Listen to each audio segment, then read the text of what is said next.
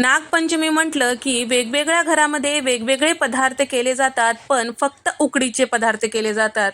तर मराठवाड्यामध्ये मस्त ताकाची कढी, हिरवी भाजी, पुरणाचे कानोले किंवा दिंड केले जातात आणि त्याचबरोबर भरड्याचे वडे किंवा ढोकळे केले जातात. पंचामृत, कोशिंबीर असा सगळा सागर संगीत स्वयंपाक केला जातो. तर मराठवाड्याच्या बऱ्याच घरामध्ये केला जाणारा जो स्वयंपाक असतो ते मी आपल्या चॅनलवर व्हिडिओ अपलोड केलेला आहे, तुम्ही जाऊन पाहू शकता. तर तुम्ही व्हिडिओ पाहून नियोजन करून थाळी बनवताल तर अगदी 1.5 तासामध्ये तुमची थाळी तयार होते.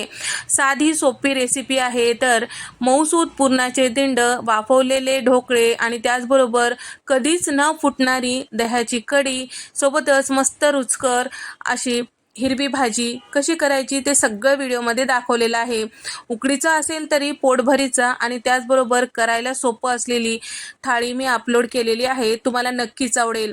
साधी सोपी तरी देखील सगळ्यांना आवडणारी ही थाळी तुम्हालाही पाहिल्यानंतर आवडली असेल तर व्हिडिओला लाईक करा, शेअर करा आणि सबस्क्राईब करायला मात्र विसरू नका. नंतरच्या रेसिपीमध्ये भेट देऊया. तोपर्यंत नमस्कार, बाय.